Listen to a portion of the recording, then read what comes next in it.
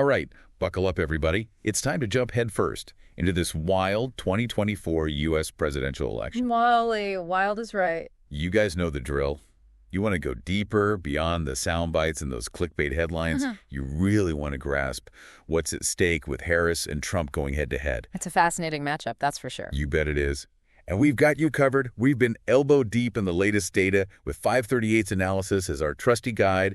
And let me tell you, this is shaping up to be one for the history books. What's got me hooked right from the get-go is how this election throws those old playbooks right out the window. Right, total curveball. Biden steps back, Harris steps up, and boom, instant unpredictability, the likes of which we haven't seen in, well, ages in presidential races. Yeah. It's not your typical incumbent versus challenger drama, not at all. It's like the rules of the game changed before the first whistle even blew, you know.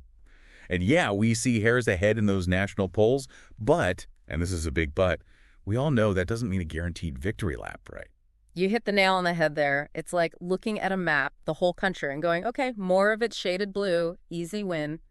But hold your horses. The U.S. election, it's a whole different beast. We're talking about the Electoral College, folks, where each state gets to flex its voting muscles differently. Some states' votes carry way more weight than others. Right. It all boils down to that magic number, 270 electoral votes. Whoever hits that first wins the whole enchilada. National polls be darned.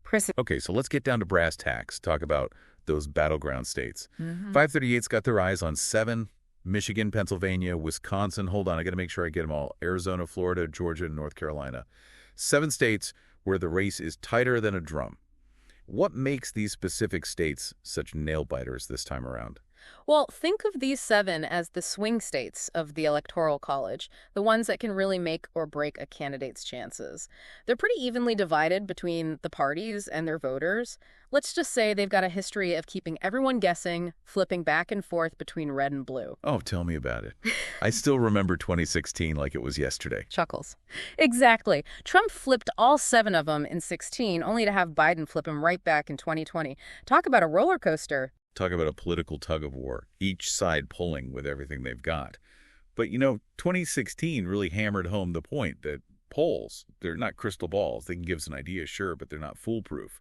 So how does 538 deal with that? How do they navigate those polling uncertainties to paint us a clearer picture of what might actually go down? Well, for starters, 538, they're not just about simply averaging polls. They dig deeper. They factor in this concept of polling errors, which basically means they look at how far off a poll was in previous elections. It's like giving each poll a report card based on past performance. I like it. So they're grading the polls themselves? Exactly, and that helps them weight polls from different organizations. Some polling companies, they've got a better track record, more reliable methodology, so 538 takes that into account, gives them a bit more weight.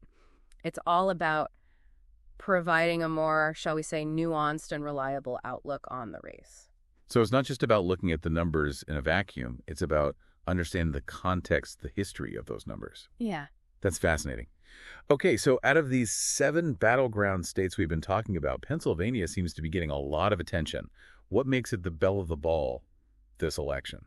Well, for starters, Pennsylvania brings the most electoral votes to the table out of the 7 we've discussed, 20 to be exact.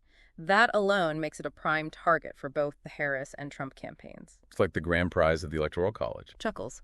In a way, it is. But what's really got my attention, what makes Pennsylvania particularly interesting this time around, is the demographic shift it's undergoing.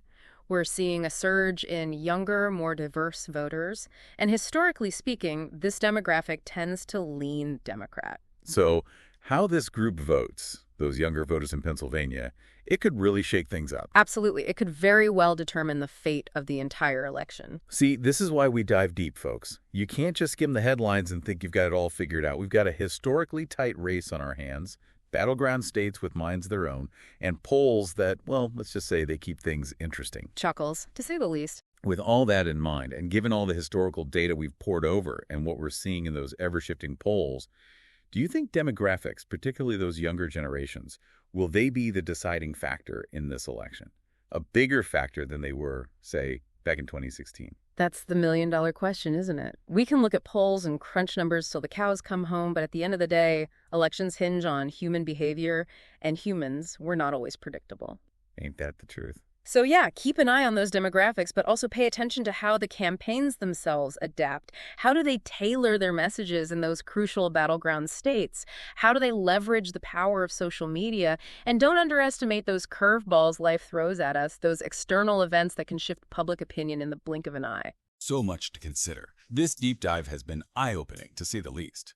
We've got a historically tight race, unpredictable battleground states, and polls that keep us guessing.